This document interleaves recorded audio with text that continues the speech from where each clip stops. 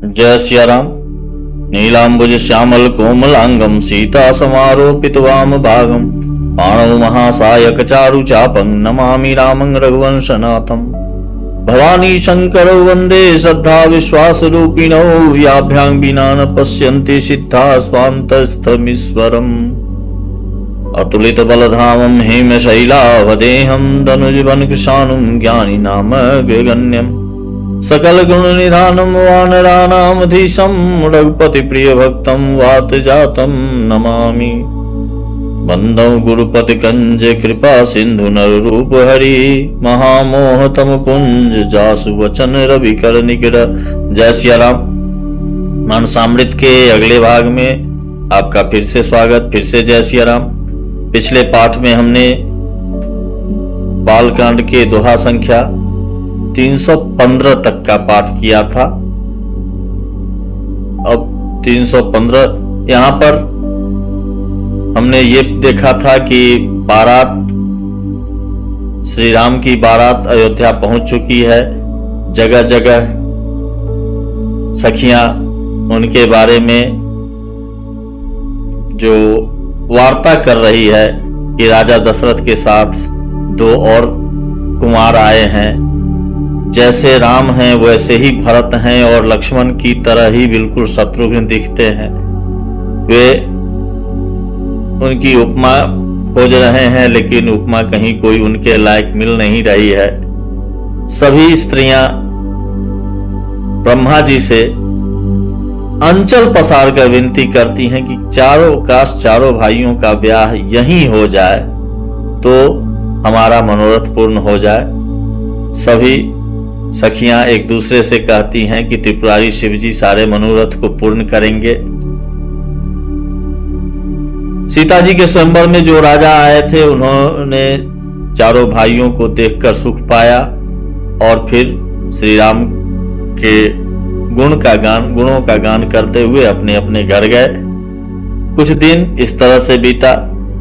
पुरजन भी खुश हैं, आनंदमग्न हैं और बाराती भी हर्षित हैं।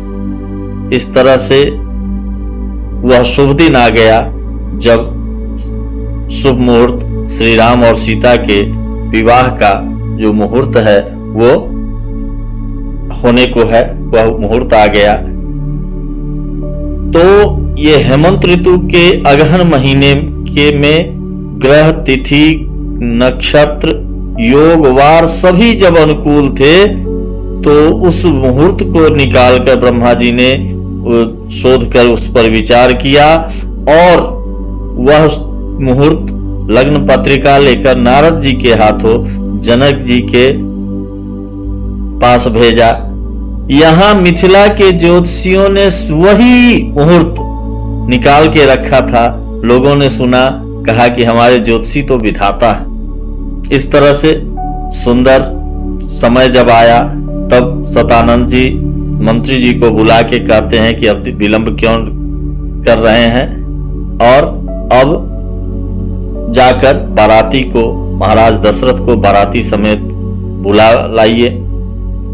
ये सभी जाते हैं और उनके आग्रह पर महाराज दशरथ अपने कुल रीति को करते हुए वहां से चलते हैं। जितने भी देवगण हैं वो पुष्प बरसा रहे हैं। आकाश में तरह तरह के नगारे, शहनाई बज रही है। अलग अलग यानों पर चढ़ के देवता श्री राम की बारात जाते हुए देख रहे हैं। ये सभी बातें हो रही है।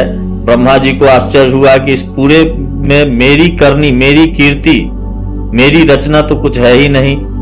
भोलेनाथ ने समझाया कि अचरज मत करो, ये श्री राम और सीता जी का विवाह है, इसलिए मन में हर्ष धारण करके और आनंद लो इस विवाहोत्सव का।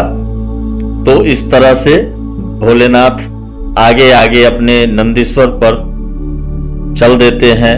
पीछे से सारे देवता उनके साथ चल रहे हैं। दशरथ जी सारे समाज के साथ चल रहे हैं। श्री राम के सुंदर रूप को बार बार निहारते हुए भगवान भोलेनाथ और माता पार्वती जी, इनके दोनों के शरीर पुलकित हो रहे हैं और नेत्र से प्रेमाश्रुओं के जल बह रहे हैं। ये 315 दोहे तक का हमने पाठ किया था। अब इसी दोहे से पाठ को प्रारंभ करते हुए आगे का पाठ। जय सिया राम। राम रूप नख सिख सुभगा, बारहि बार निहार, पुलक गात लोचन सजला, उमा समेत पुरारी। दोहा संख्या 315। आगे। केकी कंठ दुति श्यामल अंगा, तरित बिनिंदक बसन सुरंगा, ब्याह विभूषण विविध बनाए, मंगल सब सब भांति सुहाए। राम जी का मोर के कंठ के समान, मोर के कंठ किसी कांति वाला हरिताभ श्याम शरीर है। बिजली का अत्यंत निरादर करने वाले प्रकाशमय सुंदर पीत रंग के वस्त्र हैं। सब मंगल रूप और सब प्रकार के सुंदर भांति भांति के विवाह के आभूषण शरीर पर सजे हुए हैं। शरद विमल विद वदन सुहावन, नयन नवल राजीव लजावन, सकल अलौकिक सुंदरताई, कहीं न जाई मन ही मन भाई। उनका सुंदर मुख शरद पूर्णिमा के निर्मल चंद्रमा के समान और मनोहर, उनके मनोहर नेत्र नवीन कमल को लजाने वाले हैं। सारी सुंदरता अलौकिक है, माया की बनी नहीं है, दिव्य सच्चिदानंदमयी है, वह कहीं नहीं जा सकती, मन ही मन बहुत प्रिय लगती है। बंधु मनोहर सोहहि संगा, जात नचावत चपल तुरंगा, राजकुंवर बर बाजी देखा, वही वंश प्रशंसक बिरिद सुना। वही साथ में मनोहर भाई शोभित है, जो चंचल घोड़ों को नचाते हुए चले जा रहे हैं। राजकुमार श्रेष्ठ घोड़ों को उनकी चाल को दिखला रहे हैं, श्रेष्ठ घोड़ों को दिखला रहे हैं, उनकी चाल को दिखला रहे हैं। और वंश की प्रशंसा करने वाले मागध भाट ये वीरदावली सुना रहे हैं। जही तुरंग पर राम विराजे, गति बिलो की खगनायक लाजे, कहीं न जाई सब भांति सुहावा, बाजी बेश जनु काम बनावा। और जिस घोड़े पर श्री राम जी विराजमान हैं, उसकी तेज चाल देखकर गरुड़ जी भी लजा जाते हैं। उसका वर्णन नहीं हो सकता, वह सब प्रकार से सुंदर है, मानो कामदेव ने ही घोड़े का वेश धारण कर लिया हो। जनुबाज बेश बनाई, मन सिज राम हित अति सोहई, आपने बैबल रूप गुण गति, सकल भुवन विमोहई। जगमगत जीनु जराव, ज्योति सुमोति मणि मानिक ठगे, किंकिनी लगाम ललाम लगाम, ललित बिलो किशोर नर मुनि ठगे। मानो श्री रामचंद्र जी के लिए कामदेव घोड़े का वेश बनाकर अत्यंत शोभित हो रहा हो। वह अपनी अवस्था, बल, रूप, गुण और चाल से समस्त लोगों को मोहित कर रहा है। उसकी सुंदर घुंघरू लगी ललित लगाम को देखकर देवता, मनुष्य और मुनि सभी ठगे जाते हैं। प्रभु मन सही लयलीन मनु, चलत बाज छवि पाव, भूषित उड़गन तरित घनु, जनु बर बर ही नचाव। प्रभु की इच्छा में अपने मन को लीन किए हुए चलता हुआ वह घोड़ा बड़ी शोभा पा रहा है, मानो तारागण तथा बिजली से अलंकृत मेघ सुंदर मोर को नचा रहा हो। जय बर बाजी राम असवारा, तहि सारदौ न बर नय पारा, शंकर राम रूप अनुरागे, नयन पंच दस अति प्रिय लागे। जिस श्रेष्ठ घोड़े पर श्री रामचंद्र जी सवार हैं, उसका वर्णन सरस्वती जी भी नहीं कर सकती। शंकर जी श्री रामचंद्र जी के रूप में ऐसे अनुरक्त हुए कि उन्हें अपने 15 नेत्र इस समय बहुत ही प्यारे लगे। भोलेनाथ के 3 नेत्र हैं और पंचमुख शिव के रूप में कुल 15 नेत्र, तो उन्हें अपने 15 नेत्र इस समय बहुत ही प्यारे लग रहे हैं। यहां पर अब यह तुलना हो रही है कि कौन से देव कितनी आंखों से प्रभु की इस लुभावनी मूर्ति का आनंद ले रहे हैं। हरिहित सहित राम जब जो है, रमा समेत रमापति मोहे, निरखी राम छवि विधि हर्षाने, आठई नयन जानी पछिताने। भगवान विष्णु ने जब प्रेम सहित श्री राम को देखा तब वे रमणीयता की मूर्ति श्री लक्ष्मी जी के पति श्री लक्ष्मी जी सहित मोहित हो गए। श्री रामचंद्र जी की शोभा देखकर ब्रह्मा जी बड़े प्रसन्न हुए, पर अपने 8 ही नेत्र जानकर पछताने लगे। सुरसेन पौर अधिक बहुत छाहु, विदिते देवर लोचन लाहु, राम ही जितव सुरेश सुजाना, गौतम श्राप परम हित माना। देवताओं के सेनापति स्वामी कार्तिक के हृदय में बड़ा उत्साह है, क्योंकि वे ब्रह्मा जी से ड्योढ़े अर्थात 12 नेत्रों से राम दर्शन का सुंदर लाभ उठा रहे हैं। भगवान कार्तिकेय प्रणानन कहे जाते हैं, 6 आनन वाले, तो 12 नेत्र। सुजान इंद्र अपने 1000 नेत्रों से श्री रामचंद्र जी को देख रहे हैं और गौतम जी के श्राप को अपने लिए परम हितकर मान रहे हैं।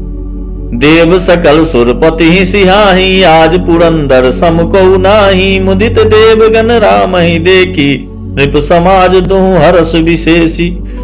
सभी देवता इन देवराज इंद्र से ईर्ष्या कर रहे हैं और कह रहे हैं कि आज इंद्र के समान भाग्यवान दूसरा कोई नहीं है। श्री रामचंद्र जी को देखकर देवगण प्रसन्न हैं और दोनों राजाओं के समाज में विशेष हर्ष छा रहा है।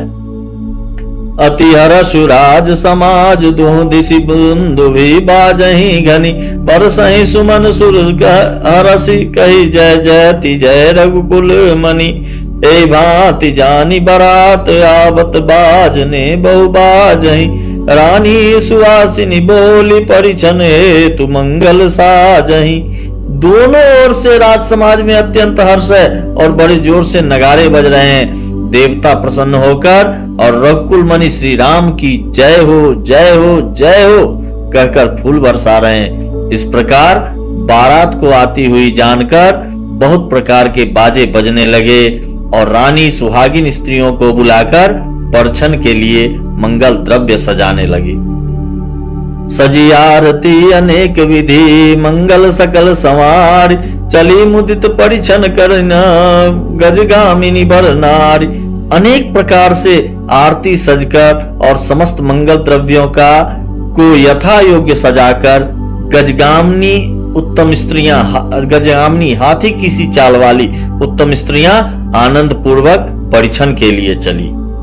विधुवदनी सब मृग लोचनी, सब निज तन छवि रति मधुमोचनी, पहिरे परन बरन बर चीरा, सकल विभूषण सजे शरीरा। सभी स्त्रियां चंद्रमुखी हैं, चंद्रमा के समान मुख वाली, और सभी मृग लोचनी हैं यानी हरिण की सी आंखों वाली हैं, और सभी अपने शरीर की शोभा से रति के गर्भ को छुड़ाने वाली हैं। रंग रंग की सुंदर साड़ियां पहने हुए हैं और शरीर पर सारे आभूषण सजे हुए हैं। सकल सुमंगल अंग बनाए, करहि गान कलकंठी लजाए, कंकन किंकिन नूपुर बाजहि, चाली बिलो की काम गज लाजहि।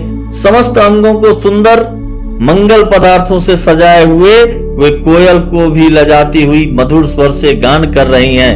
कंगन, करधनी और नूपुर बज रहे हैं। स्त्रियों की चाल देखकर कामदेव के हाथी भी लजा जाते हैं। बाजहि बाजने विविध प्रकारा, नभरु नगर सुमंगल चारा, सची शारदा रमा भवानी, जे सुरतीय सुचि सहज सयानी। अनेक प्रकार के बाजे बज रहे हैं। आकाश और नगर दोनों स्थानों में सुंदर मंगलाचार हो रहे हैं। शची यानी इंद्राणी, सरस्वती, लक्ष्मी, पार्वती और जो स्वभाव से ही पवित्र और सयानी देवांगनाएं थी, कपट नारी बर वेश बनाई, मिली सकल रनिवास ही जाई, करही गान कल मंगल वाणी, हरस विवश सब काहू न जानी। वे सभी कपट से सुंदर स्त्री का वेश बनाकर रनिवास में जा मिली और मनोहर वाणी से मंगल गान करने लगी। सब कोई हर्ष के विशेष वश थे, अतः किसी ने उन्हें पहचाना नहीं। को जान के ही आनंद बस सब ब्रह्म बर परिछन चली, कर कल गान मधुर निशान, बरसई सुमन सुर शोभा बलि। आनंद कंदु बिलो की दूल, सकल हर्षित भई, अम्बोज अम्बक अम्बु मगी उज्वंग पुलकावली छई। कौन किसे जाने पहचाने, आनंद के वश में हुई सब दूल्हा बने हुए ब्रह्म का परिछन करने चली। मनोहर गान हो रहा है, मधुर मधुर नगारे बज रहे हैं, देवता पुष्प बरसा रहे हैं, बड़ी अच्छी शोभा है। आनंद कंद दूल्हा को देखकर, दूल्हे को देखकर सब स्त्रियां हृदय में हर्षित हुई।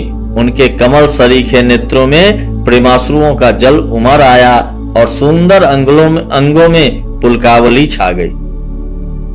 जो सुख भासिय मातु मन देखी राम बर बेशु, सोन कहीं सकहीं कहीं कल्प सता सहस शारदा शेष।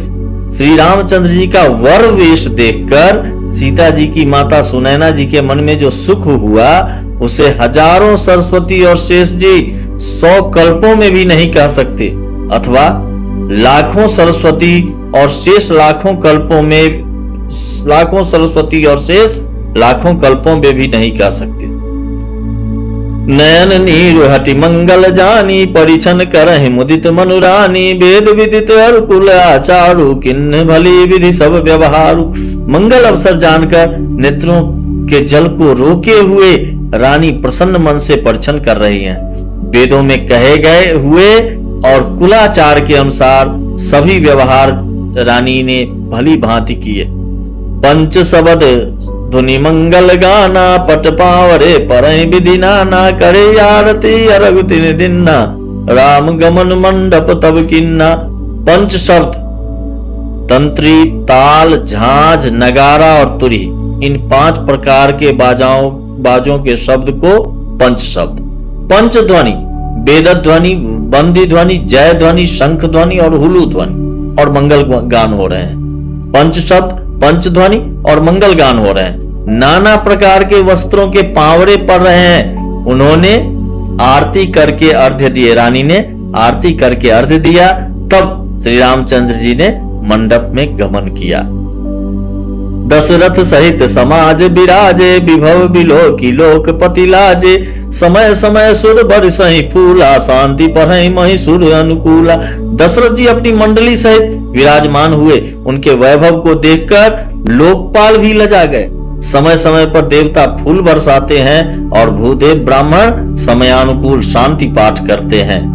नभरु नगर कोलाहल होई, आपनी पर कछु नहीं न कोई, ए विधि राम मंडप आए, अर्घ दे आसन बैठाए।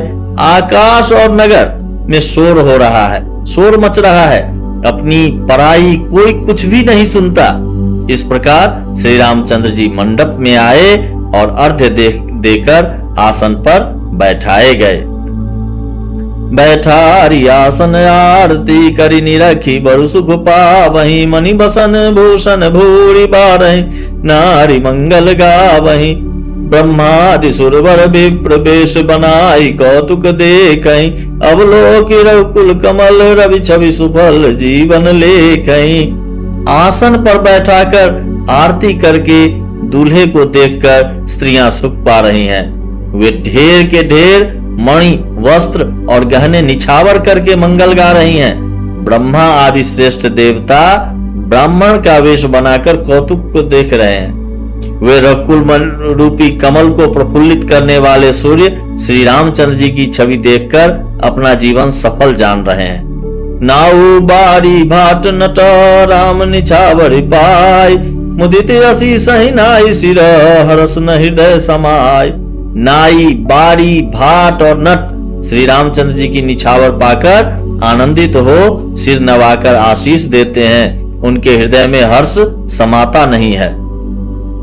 मिले दस जनक दशरथ अति प्रीति, कर वैदिक लौकिक सब रीति, मिलत महादो राज विराजे, उपमा खोजी खोजी कवि लाजे। वैदिक और लौकिक सब रीतियां करके जनक जी और दशरथ जी बड़े प्रेम से मिले। दोनों महाराज मिलते हुए बड़े ही शोभित हुए। कवि उनके लिए उपमा खोज खोज कर लजा गए। लही न कतहु हारि ही अमानी, इन सम एई उपमा उर आनी। सामद देखी देव अनुरागे, सुमन बरसी जसु गावन लागे। अब दोनों को मिलते देखकर महाराज जनक और महाराज दशरथ को मिलते देखकर कवि जब उपमा ढूंढने चले, कुछ नहीं मिला। जब कहीं भी उपमा नहीं मिली तब हृदय में हार मानकर उन्होंने मन में यही उपमा निश्चित की कि इनके समान ये ही हैं। समधियों का मिलाप या परस्पर संबंध देखकर देवता अनुरक्त हो गए और फूल बरसाकर उनका यश गाने लगे। जग बिरंची उपजावा जब ते देखे सुने ब्याहु बहु तब ते सकल भांति समसाज समाजु सम समधि देखे हम आजू। वे देवगण कहने लगे, जब से ब्रह्मा जी ने जगत को उत्पन्न किया तब से हमने बहुत विवाह देखे सुने, परंतु सब प्रकार से समान साज समाज और बराबरी के पूर्ण समता युक्त समधि तो आज ही देखे। देव गिरा सुनि सुंदर साचे प्रीति अलौकिक दूं दिशि माची देत पावड़े अरग सुहाए सादर जनक मंड पहिलाए। देवताओं की सुंदर सत्यवाणी सुनकर दोनों ओर अलौकिक प्रीति छा गई। सुंदर पावड़े और अर्घ्य देते हुए जनक जी दशरथ जी को आदर पूर्वक मंडप में ले आए। मंडप बिलोक विचित्र रचना रुचिरता मुनि मन हरे निज पानी जनक सुजान सब कहूं आनि सिंहासन धरे कुलेष्ट सरिस वशिष्ठ पूजे विनय करी आशीष लई कौशिक ही पूजन पर पूजहि परम प्रीति की रीति तो न पर कही। मंडप को देखकर उसकी विचित्र रचना और सुंदरता से मुनियों के मन भी हरे गए, उनके मन भी मोहित हो गए। सुजान जनक जी ने अपने हाथों से ला कर सबके लिए सिंहासन रखे। उन्होंने अपने कुल के इष्ट देवता के समान वशिष्ठ जी की पूजा की और विनय करके आशीर्वाद प्राप्त किया। विश्वामित्र जी की पूजा करते समय उनके के परम प्रीति की रीति तो कहते ही नहीं बनती। वामदेव आदि कृष्य पूजे मुदित महीश दिए दिव्य आसन सबही सब सन लही आशीष। राजा ने वामदेव आदि ऋषियों की प्रसन्न मन से पूजा की, सभी को दिव्य आसन दिए और सबसे आशीर्वाद प्राप्त किया। जय सिया राम। दोहा संख्या 320। आज का पाठ यहाँ तक। फिर मिलते हैं मानसामृत के अगले भाग में अगले पाठ के साथ। तब तक के लिए जय सिया राम।